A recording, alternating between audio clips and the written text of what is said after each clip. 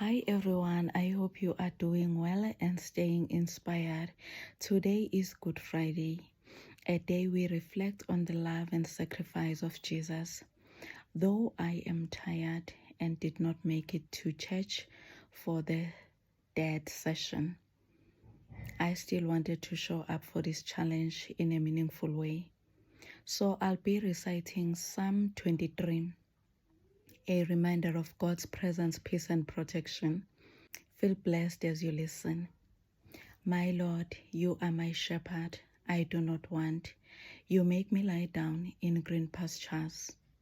You lead me beside quiet waters. You restore my soul. You guide me in paths of righteousness for your name's sake. Even though I walk through the valley of the shadow of death, I fear no evil, for you are with me. Your rod and your staff, they comfort me.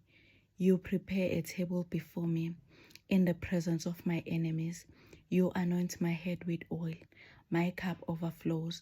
Surely goodness and love follow me all the days of my life, and I will dwell in the house of the Lord forever. Amen. Stay blessed. Bye.